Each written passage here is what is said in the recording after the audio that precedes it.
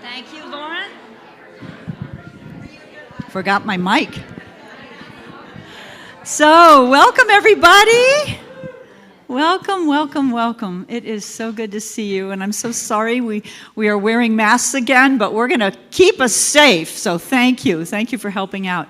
I was asked by our usher, Will, to remind you that if you haven't signed in, Reverend Laura Lee from UCC is asking us to keep a list of names and phone numbers just in case someone tests positive. We will give you a call so that you can be tested, and the list will not be used for any other reason.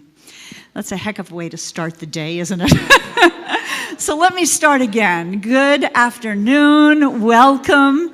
I'm Kimberly Hawkins, Spiritual Director here, and it is such a treat and a blessing to see you all, new faces and old faces, and to get together in person. As you may know, we are a progressive, inclusive spiritual community, and our mission is to teach spiritual tools to transform personal lives and help make a world that works for everyone. So good to see you, Kayla. And we welcome you no matter where you may happen to be on your personal spiritual journey.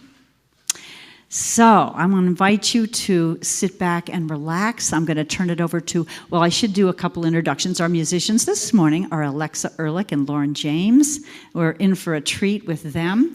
Our practitioner this morning, who will be shortly doing our invocation and reading, is Maggie Covarrubias.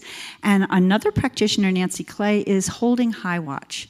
So she prays through the whole service, knowing the highest and best for everybody here. So perhaps our first collective breath of the day, and I'm going to turn it over to the musicians, Alexa and Lauren.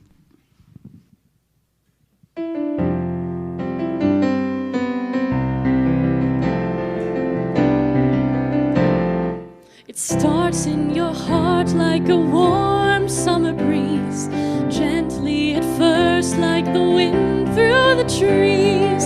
Slowly it moves you until you can see that it starts in your very own heart.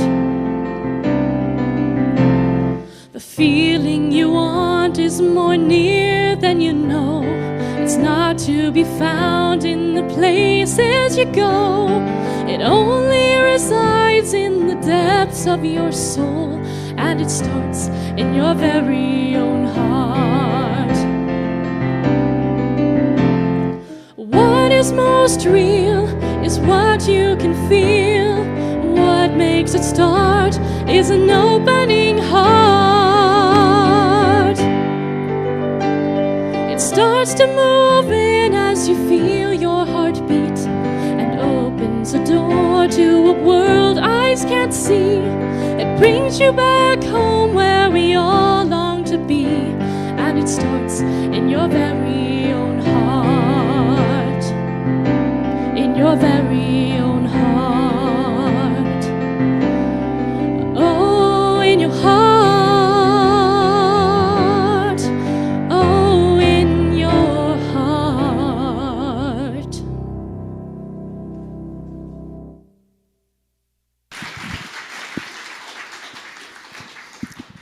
Ooh, that was beautiful. So my name is Maggie Covarrubias, and I'm one of the practitioners here. And I'd like to do an affirmative prayer to bring us together.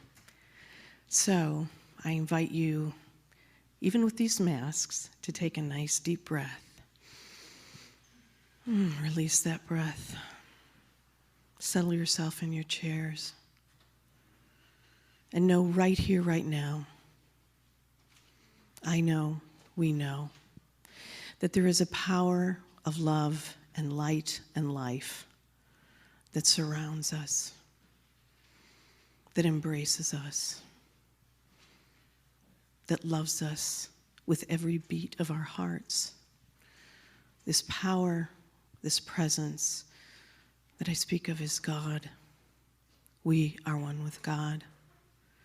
And we know as we gather here today in this sacred time that no mask can stop God's love, that no disease can stop God's love, that 6 feet of distance does not separate our hearts, that we are one in that love of God. And in these times that can seem uncertain, I know with utter certainty that God's love abounds. And so today we say yes. We say yes to answers to the questions that are burning in our hearts. We say yes to love and joy and laughter. We say yes to healing for those who need to be healed. We say yes to a world that works for everyone. And as we gather for this service, I know that hearts are opened, minds are ready to receive new ideas, and that each and every person is here for a purpose, that we are all blessed abundantly by this service. Oh, I'm so grateful to be able to see the lovely, loving eyes of everyone here, and know that our community that is not present with us is also looking on us with love. I bless this prayer. I bless this community. And I affirm these words by saying, and so it is.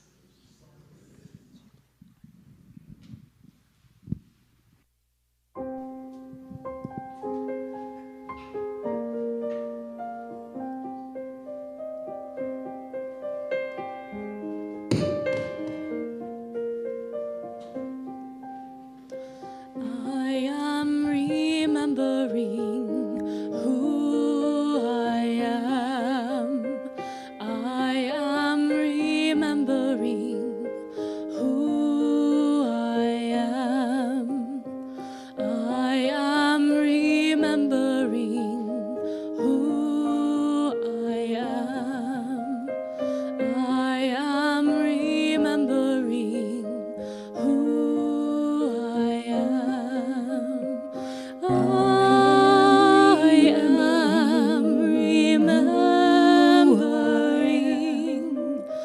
I am remembering. I am remembering.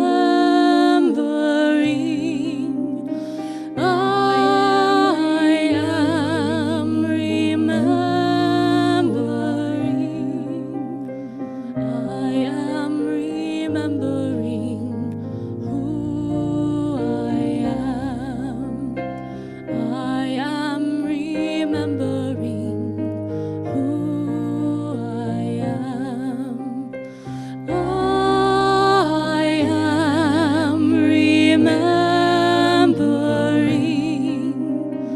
I am remembering. I am remembering who I am.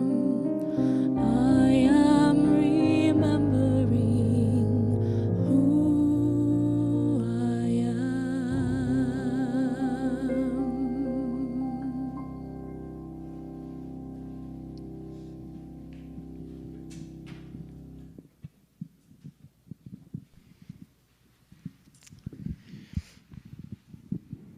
I'd like to share with you a passage from the Science of Mind magazine from April, and the title of this is Awakening. Who knew that life could be so beautiful by just changing the lens through which we see? What if we could just let go of our preconceived notions, our judgments, our fears, our resistance to what is? By a certain age, we are already programmed to perceive the world in a certain way, and I'm afraid, for most of us, it is not through rose-colored glasses. We've never questioned where or when we developed our perceptions, and from there, we made decisions about the world and all the people in it. For some of us, maybe that's the way we were trained to think, and we've never examined our belief system in any real way. Interestingly, though, the more we do our internal healing work, the more we begin to ask ourselves, where did that idea come from? Is it true, or do I need to re-examine it? If you trace all your beliefs back to the beginning, you begin to see that many of your perceptions about the world are unfounded and perhaps even based in fear or some other negative way of thinking. Then one day, if you've done your internal work well, you open your eyes and begin to see as you've never seen before. Where there was guilt, there is now innocence. Where there was anger, there is now forgiveness. Where there was intolerance, there is now acceptance. This is the deep internal work we do that frees us from our belief in separation and enables us to love as never before. And so it is.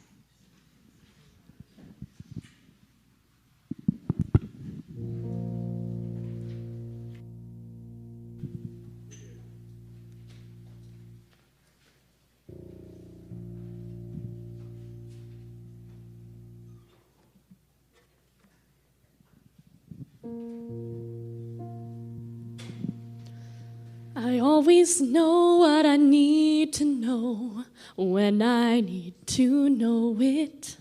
And every time I forget that's so, the universe will show it. There seems to be a plan that works, and there's no way I can blow it. 'Cause I always know what I need to know when I need to know it. How does the mighty oak tree face the changes autumn brings? He doesn't worry if he'll grow new leaves when it is spring. Let me be that trusting. Let me dare to fly and know the buds are on their way, though I'm naked in the snow. always know what I need to know when I need to know it. And every time I forget that's so, the universe will show it. There seems to be a plan that works, and there's no way I can blow it. 'Cause I always know what I need to know when I need to know it. There's a power in the universe greater than just me, and it works a million miracles when I let it be. 'Cause I always know what I need to know when I need to know it. And every time I forget that's so, the universe will show it. There seems to be a plan that works, and there's no way I can blow it. 'Cause I always know what I need to know when I need to know it. I always know what I need to know when I need to know it.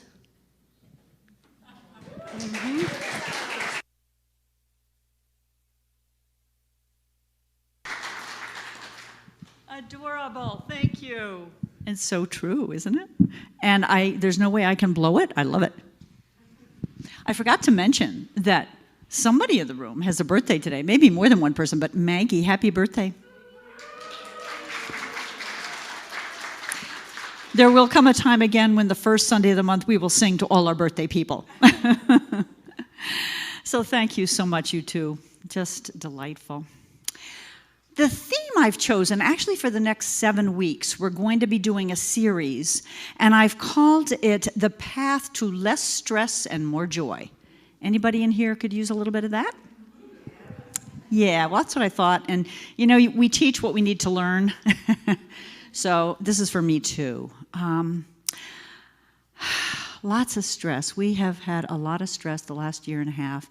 And if COVID weren't enough, we've got now climate change evidencing fires and floods and a lot of dissension still going on in our country, even among ourselves, let alone nations around the world. So I've based this series of talks on our book of the month. Well, it's book of the next 7 weeks. It's written by a Christian pastor by the name of Mark Batterson, who is also obviously an author, and it's called Win the Day. 7 daily habits to help you stress less and accomplish more. I'm focusing on the stress less. If we practice these habits, a byproduct will be to accomplishing more and accomplishing more of what we want to see in our lives. But I think we have such a need right now for less stress, more peace, more centeredness, more joy. That's where I am focusing. So the title of today's talk is The First Habit. He has really cute names for all of the habits. Habit number 1 is flip the script. So I'll be unpacking that today. Just a taste of what's ahead. I won't read all of them, but habit number 2 next week is kiss the wave. Then eat the frog. Love that one. And fly the kite. So this flipping the script, when I think about what causes us stress or what happens to us when we are stressed, I don't know about you, but it's quite easy, I think, for most of us to feel separate from God, to feel separate from our source, to feel separate from our good, to get the notion, the story in our head that things are not working, that the world is in a mess, and that, you know, there's not a whole lot sometimes we can do about it. That's a story that is not particularly helpful when it comes to stressing less and feeling more joy. So this idea that we could ever be separate from God is untrue. It's simply a falsehood, but a false belief that sometimes appears true. I heard a story over the weekend from a minister friend who was visiting. And she said, you know, every indigenous culture has a ritual for coming of age. So, for instance, a young man goes through a ritual to become a man as opposed to a boy. And in the Cherokee Nation, there is a very special ritual, and I want to tell you the story about a young Cherokee boy who came to his father one day and said, "I'm ready to be a man. I want to go through the initiation." And his father wasn't so sure, and he checked with him and said, "You know, this is pretty rough, and I don't know. You don't have to do it yet." And the boy kept reassuring him, "I am ready, I'm ready." So the father took the boy out to a remote part of the land, pointed out a tree stump, asked him to sit on the tree stump. He said, "I'm going to blindfold you, and you are to sit here without moving all night long. Until in the morning, you'll notice light coming in the edges of your blindfold. If you make it through the night, you can take off the blindfold, and you will be a man." So he put the blindfold on his son. He bid him farewell, and the sun sat. And so did the sun set. And as it set, I don't know if you've ever heard night noises. I remember camping one time with a girlfriend when I was in college, and we were sure there were bears outside the tent, right? And here he was, blindfolded. He could not take off his mask, his blindfold. So he heard all kinds of night noises. He heard rustling and crackling of twigs, and he heard owls hooting and thought wild animals might be near, and the wind, and it was scary. But he kept telling himself, "I'm a man now, I can do this." The night noises continued all night long, maybe a little lull as it got toward dawn.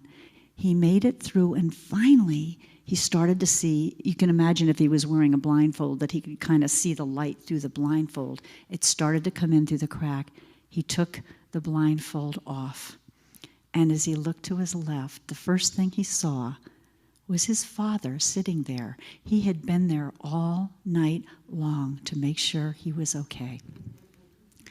And I love this metaphor because the truth is, our Father, Mother, God is always sitting right there.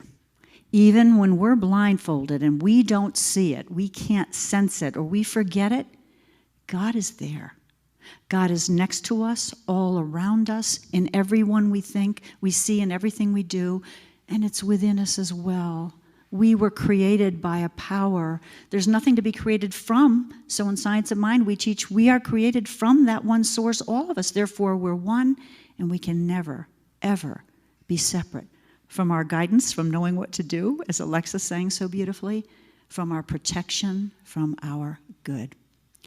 So in terms of habits that can help us stress less and feel more joy, I think it's so important, and I know that many of you know this, what we do first thing when we wake up in the morning. What is it we focus on? Many of us have a meditation practice. And I'm just going to remind me and remind everyone else how important it is to do something to feel that connection, to know God's presence. So it could be any number of things. Prayer is a great way to feel that connection. And in our teaching, we teach an affirmative form of prayer, and the first step is called recognition. And you heard Maggie pray it. It's basically recognizing that God is all there is, that God is good all the time, that we are protected, guided, supplied, always, always. So that's one way to feel God's presence. Another is a gratitude practice, and I bet some of you do that. If I wake up in the morning and the first thing I try to think of is, what am I grateful for today? It contradicts that story of, the world's going to hell in a handbasket and I'm not safe and what's going to happen and blah, blah, blah. What am I grateful for? It produces a feeling of peace, of gratitude, of joy. Another little trick I've used, and it wouldn't work every day, but I once was assigned in a class I took to write out all the words I could think of for the divine. Father, Mother, God, infinite intelligence, unconditional love, creative principle of the universe, the Alpha, the Omega, all there is, and on and on and on. And I did it one time. I was on a flight back to Phoenix, Arizona to visit my children and grandchildren. And I must have done it for almost an hour on the plane. And when I got there, I've shared this before, I was in this state of extreme bliss. It was just amazing. So the first habit I'm encouraging us to do is to do what we need to do to take that blindfold off and remember God's right by our side. The first two habits that the author describes in the book are about letting go of the past, our stories today, and something else next week, but burying our dead yesterdays. He talks about it. Burying our dead yesterdays. How often we carry around failures or hurts, and I'm not saying that this is necessarily bad. I mean, when we lose somebody we love, there's a grieving process that we can't rush, and we need to be patient with ourselves. But how often would you come home from work and maybe there was one thing that happened that was upsetting and everything else was good, and what do we focus on? What do we need to share right away? So burying our dead yesterdays, letting go of our old stories is important. There's a story in the book about Emmitt Smith. If you're a sports fan, you'll know, and I didn't particularly know, that he's an NFL Hall of Famer. And he has the record for the number of yards rushed, career record. He lives by the 24-hour rule. So his rule was no matter whether his team won or lost a game on a given day, he gave himself 24 hours to either celebrate the victory or mourn the loss. And then he focused again on today and what he needed to do to practice and what he was grateful for and what his goals were, the 24-hour rule. So I think that's a kind of a nice idea that we could incorporate in our habits. In Science of Mind, we frequently teach, Science of Mind, our philosophy, we frequently teach change your thinking, change your life. Mark Batterson, in his book, has a slightly different take on this. He says, if you want to change your life, change your story. Change the story you're telling yourself about you or about life. The book is filled with wonderful stories, so I encourage you, if you're interested, to read it. Or, you can listen to the talks the next 7 weeks. They stand alone, but I encourage you to listen to all of them, even if you can't be here, because I think he's got some great advice. So I want to tell you the story about a man named Bo Eason. If you're a sports fan, you probably know who he is, and I'll elaborate in a moment. I did not know who he was. When Bo Eason was 9 years old, he drew a picture of himself. It was a stick figure, so it wasn't very artistically sophisticated. But the caption underneath his self-portrait read, "Star," oh gosh, I thought I'd memorize this, something like star running back, best running back in the world, right? That was his goal. That was his God-sized goal, as Batterson says. It was in his heart. It was important to him. And so he set that as his goal. However, there was a little setback. When Bo got into high school and attended his first high school football practice, every player was weighed and measured. And Bo weighed a whopping 100 pounds as a freshman in high school, and he was 5 feet tall. He was shorter than I was. So he came home from school and he said, "Dad, my coach doesn't think, he thinks I'm too small to play football." And his dad said, "Nonsense." He said, "Did he measure your heart? Because that's what's important." And then Bo's dad went on to tell him a story. Bo's dad was a rancher.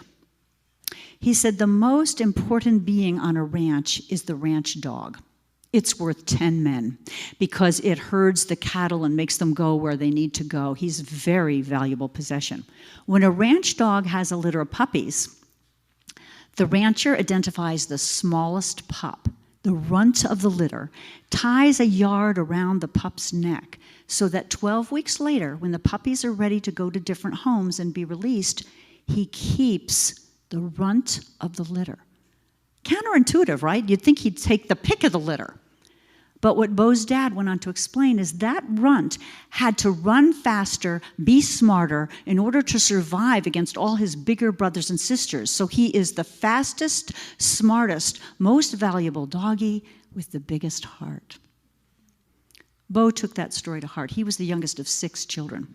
And he decided that in order to accomplish his dream of being the best, whatever it was, position, you can tell I'm not a sports person, that he would have to work hard. He'd have to get to practice first before anybody else and leave practice late. And sure enough, when it came time to be drafted, now, you have 1 million people playing football in high school. Only 0.2%, something like that, are drafted into the NFL. He was the first draft for his position in 1984, the first draft. Had a successful career, flipped the script is what he did, right? He flipped that script that I'm too skinny, I'm too light, I'm too short. Probably he was the only person drafted that year that only weighed 100 pounds when he was a freshman in high school and only measured 5 foot tall. But his dad helped him flip that script and create a new goal and a new story. Bo Eason flipped the script again. He had an injury that ended his career fairly early. And instead of having the attitude of, gosh, woe is me, isn't that awful, he wrote a play called The Runt of the Litter and became a successful playwright and actor. Bo Eason and the power of flipping our script. By the way, I hesitated whether to tell this out, but there's another, anybody know another famous basketball player who was really short? There are probably several of them. Muggsy Bogues. When I guess I must have been in Phoenix, Arizona, and I'd go occasionally to a Suns game. Muggsy Bogues, I believe, is 5'3". I'm 5'4". I mean, he's shorter than me. He had a terribly difficult childhood, grew up in the projects. Oh my gosh, I think Dad was arrested for armed robbery and went to prison. He had a brother who became a drug addict. I mean, he had a really challenging childhood growing up in the projects in Baltimore and had an incredibly successful career as a basketball player at 5 feet 3 inches tall. Wow. So Batterson asks some questions that I'm going to pose to you. Where in your life do you feel like the runt? Where in your life do you feel like you're lacking what it takes to do what you really want to do? What stories are you telling yourself? And where do they come from? Are they serving you or hurting you? Are they crafted thoughtfully, or did you just kind of inherit them somehow from experiences when you were younger? And who is narrating the story? Is it your parents, your siblings, your detractors? Or is it that spirit of love that lives as you? That power inside you that gave you your dreams, that gave you your passions, just like Bo Eason with that stick figure. Because that's the story that empowers each one of us to be the highest and best and most joy-filled person we can be. For me, COVID has been especially challenging as a minister. And here we are having to wear masks again just to help protect each other. And you know, I'm reading a book that Reverend Laura Lee Kent from this community recommended. It's called Canoeing the Mountains. And it comes from the idea when Lewis and Clark came across the country exploring, they equipped themselves with all these water things like canoes because they thought they were going to be able to go via water all the way to the West Coast. Well, guess what? They hit the Rocky Mountains. So the book is called Canoeing the Mountains, and I feel like that's what we're doing a little bit right now. I mean, how do you reimagine church with all these changes going on? It's a little tough. But somebody asked me when we walked in, what's my secret? What's my secret? Why are you so happy? And really, I think my secret is that I try my best, and I don't always to succeed, to flip the script and stay in touch with my Creator. And that guidance, as you guys sang about, I always know what to do if I get still and listen. Our founder, Ernest Holmes, founder of Science of Mind, said we're bound not by limitation, because God is not limited, but by limited thought. Our limiting stories and scripts, in other words. The practitioner, Holmes said, and our practitioners are our prayer partners, the practitioner must turn away from any form of limitation. God is not limited by any form. Turn to the formless, for out of this a new form shall come. God is that unformed substance that can take any shape. We know this. When we pray, miracles can, and do happen. So some more questions. Where in your life do you need a new script? What script needs flipping? Maybe a new story, maybe a new identity. Some of us have a failure that has kept us feeling defeated, or a rejection that's getting in the way of our ability to trust in a relationship again. Or perhaps a trauma that has squelched a part of our personality. Time to take a look and flip that script and seek help if need be by talking with a friend or a minister, a prayer partner, a practitioner, to talk about what it is you want. What's the story you want to experience? Another great story in the book. Anybody in here a sailor? A few. All right. America's Cup. In 1851, Commodore, I'm not sure I can remember his name, first initials were J.C. something. I've tried to remember it by J.C. Penney, won the America's Cup for the New York City Yacht Club. For 132 years after that, the New York City Yacht Club defended successfully their title. Imagine what it was like for all the other yacht crews who were trying to win the America's Cup. What story ran through their head, right? In 1983, September 26th, some of you may remember this if you follow yachting, Australia 2 won the America Cup by 41 seconds. And the world celebrated them. I mean, this was extraordinary. That was the longest running winning streak in sports history of any kind, 132 years. So America congratulated them. They were celebrated. They became ABC's, whatever it was, Athlete of the Year. How did they do it? There was one factor that helped. A Dutch company helped design a special keel that gave them a little bit of an advantage. You may remember this in the news. But the real difference was this. 3 years before that race in 1983, the skipper of the Australia 2 recorded a narration, a made-up imaginary narration of the Australia 2 winning the America's Cup, complete not only with narration, but sounds of the sailboat cutting through the water. He gave a copy of that tape to every single crew member. There were 6 of them. And he said, you need to listen to this twice a day. So by the time that race happened, every crew member had actually won that race in their head 2,190 times. They flipped their script. In Science of Mind, Ernest Holmes calls this a mental equivalent. Having in your head and consciously focusing on praying for what it is you want to see. It's so easy to focus on what we don't like in our life. And that only creates more of the same because our consciousness creates. So I think that's a beautiful story. And really, there are 2 kinds of ways research has shown that we make changes. One is behavioral. If I want to lose weight, I probably need to change my diet. If I want to get in good shape, I probably need to exercise more. That's a behavioral change. But really, the more powerful, long-lasting change is conceptual. It has to do with the story we're telling ourselves. Right? It makes sense. So one final thing I want to encourage us this week as we bury dead yesterdays, flip the script, create a new story, is to let go of perfectionism. Anybody here have this disease called perfectionism? Yeah. Yeah. So to be able to have faith and trust that things work out together for the good, even when we make mistakes. I love a little story I heard recently. It was a very successful businessman who was interviewed by a newspaper reporter. And the reporter asked him, what's the secret of your great success? And the businessman was kind of puffed up and enigmatic, so he said, 2 words. The reporter said, well, what are they? Good decisions. And the reporter thought for a minute and said, well, what enabled you to make those good decisions? And the man said, 1 word. Well, what is it? Experience. Well, how do we know to get the right experience to make good decisions? 2 words. Any guess? Make mistakes, right?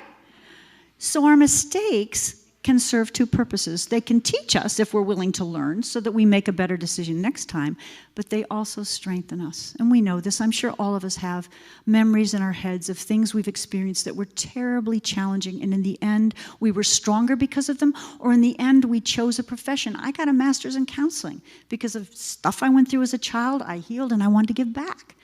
So it created a career path for me. And again, a little story about a man who had a butterfly chrysalis in his yard hanging from a tree, and he was observing it every day. And one day there was a crack in the chrysalis, and he knew that the butterfly was going to emerge. So he very carefully watched day after day. But the butterfly, he could see a little piece of it. It was like it was trying to get out. And there was a rainstorm, and he started to worry about the butterfly, and he started to think, I better help it. So one day he took a knife and very carefully opened the chrysalis to release the butterfly, and you can probably guess what happened. The butterfly fell to the ground, and it did not survive because it needed the struggle to get strong enough as it left the chrysalis to fly and to be viable. And the same is true for us, I think, Not that we have to have a life full of crisis and chaos, but when we encounter challenges, if we're willing, not only do we learn lessons, but we are strengthened by it. So I want to summarize with a very beautiful expression that I happen to love from Julian of Norwich, the mystic. All shall be well, and all shall be well, and all manner of things shall be well. So I invite us this week to remember, like Bo Eason, that even if we're the runt of the litter, we can flip our script. I invite us to remember, like that Cherokee young man, to practice what we need to practice to take off the blindfold and know that we're always supported by the divine presence that birthed us, that created us, that loves us, supplies us, supports us, and guides us. And to remember to create that mental equivalent like Ernest Holmes talked about, to create that dream, even if it's a stick figure, with the goal underneath that we are here to experience life in all of its fullness, and there's no God out there wanting to limit us or wanting to get in our way. In fact, what we believe is when we pray, when we see what we want, when we focus on what we want, our consciousness is creative, that the universe, God, moves in to support our dreams. Flip the script. And next week, we'll talk about kissing the wave. Let's pray.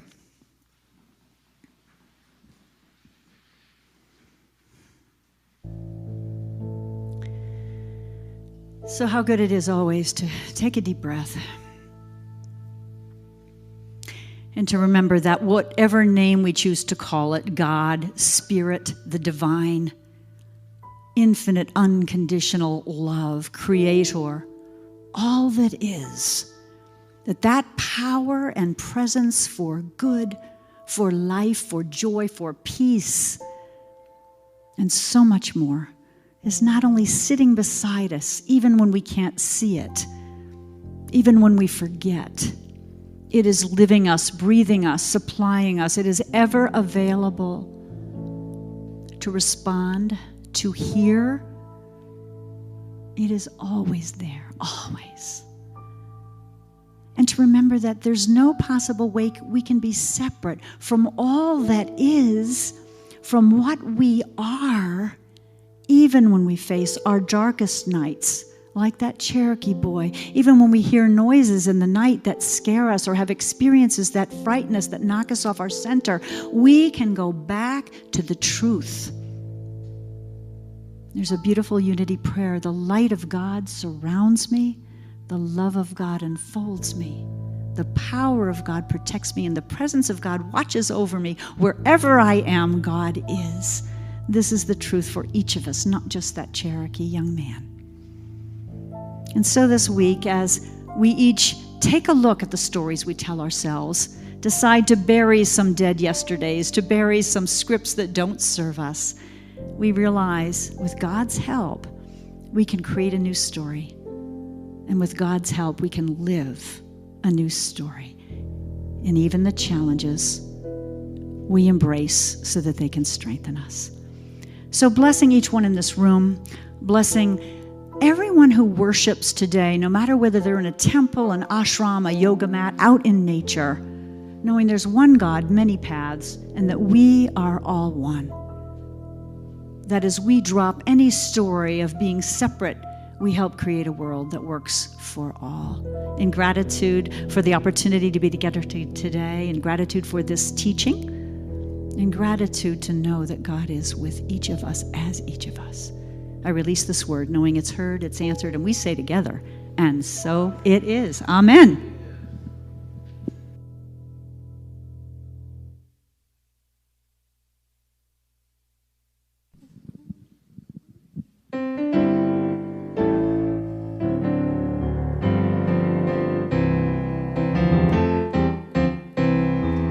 I hear the music. I hear the music down in my soul. down in my soul. I hear the music. I hear the music down in my soul. down in my soul. I hear the music. I hear the music down in my soul. down in my soul. And the whole wide world is my home. I got a new day. I got a new day. I got a new day down in my soul. down in my soul. I got a new day. I got a new day down in my soul. down in my soul. I got a new day. Down in my soul. Down in my soul. And the whole wide world is my home. I love the silence down in my soul. I love the silence down in my soul. I love the silence down in my soul. And the whole wide world is my home. I feel the power down in my soul. I feel the power down in my soul. I feel the power down in my soul. And the whole wide world is my home. Oh, and the whole wide world is my home.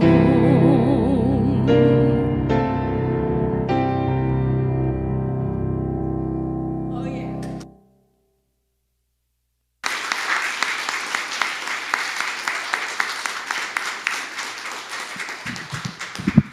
Perfect song, huh? Woo! So now is the time in our service when we talk about a spiritual practice called sacred giving. What we teach is that it's an opportunity to be consciously aware and grateful for whatever good financially is coming into our life, well, other good as well, and to make a decision to share a portion of it to the places where we're spiritually fed. And so I'm going to read an affirmation. Eventually we'll have slides up again, but we don't yet. So I'm going to ask you to repeat it. If you have a gift to give, we're not passing a basket because of COVID. We have a basket at the as you leave the sanctuary, and there are ways to give online, which I'll talk about in a minute too. But let's just metaphorically even place your gift in your hand over your heart. And if you'd repeat after me. from the love of pure spirit within me. I bless this gift. I send it forth to heal and bless and prosper. It is evidence of my faith and my belief. It does great work in the world.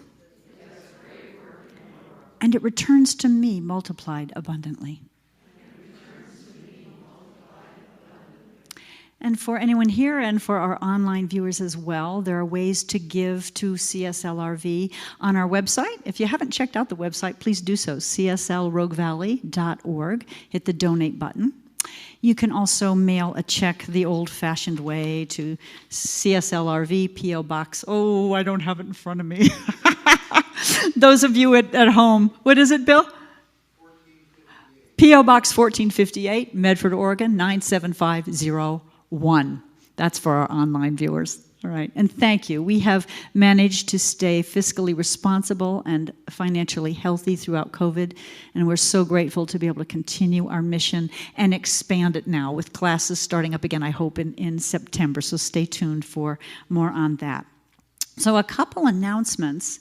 We are partnering now with MCUCC, Medford Congregational United Church of Christ, and there are 2 service projects going on right now that we've been invited to join in. So you see the Christmas tree over there on the side. I thought I have a little envelope here. There are little envelopes, and we've been invited to, if you want to, purchase.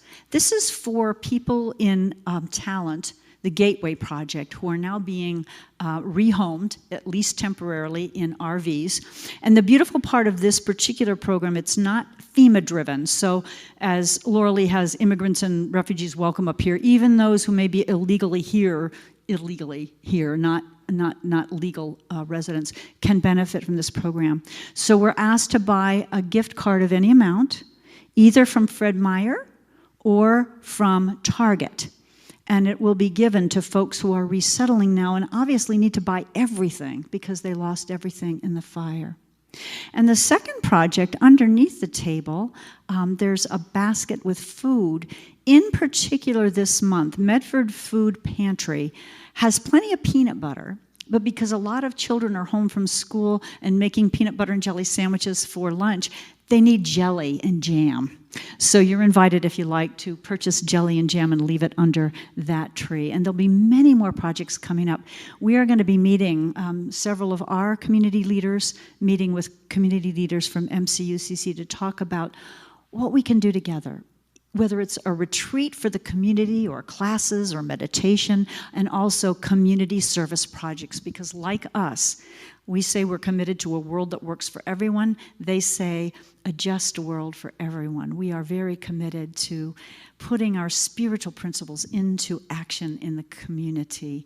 We like to call it spiritually motivated social action. So you'll be invited to participate at whatever level you choose. I think that's it for now. I'm so glad you were all here, and thank you to our viewers online. We were not live last week, but the audio recording of last week's, if you missed it, is available on our website. You go to Our Minister and then Sunday Talks. You can listen to the audio recording. Normally, if you miss in person, you can watch our video recording of the whole service, either on Facebook or on YouTube. So I think that's it for now. I'm going to turn it over to our musicians for our closing song.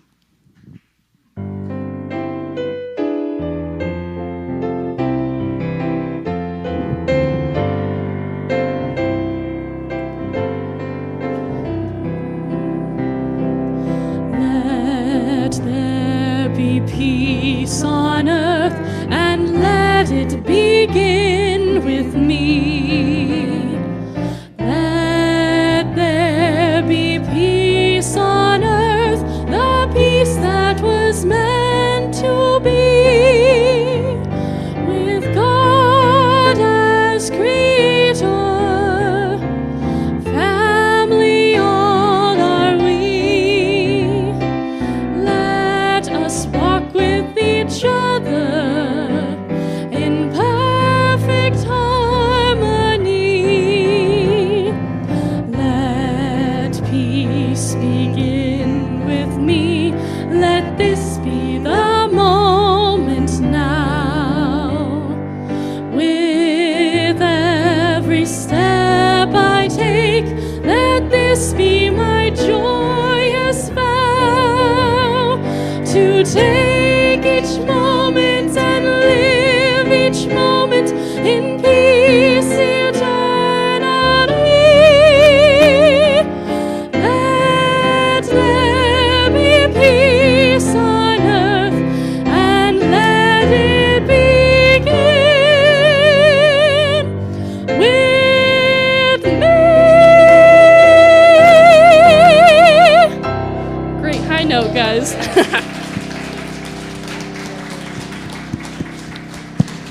Oh my. And I look forward to the time when we can hold hands again to do that. So just a couple quick things. I want to recognize our Sunday crew. They get here and quickly as they can set up because UCC has their service in the morning. So I want to recognize Bill and Connie Miner, Jason and Ben Rummel, Tom Frederick on sound, and Will, who was our captain of greeters this morning. Thank you, Will. Another reminder as you leave, if you are not receiving our weekly e-newsletter, or for those online, you can sign up in person here for our weekly e-newsletter that comes out on Wednesdays and tells you everything that's going on. For those online, if you go to email on our Facebook page, you can sign up. There's also prayer request cards back there. So if you want prayer for you or anyone you care about, fill out a card, leave it in the box, and our whole team of practitioners and ministers will pray for you throughout the week. So I think that's it. I just remind all of us, me too, to flip that script this week and to live a God-sized dream, a God-sized life. Blessings, everybody. Namaste. Love you.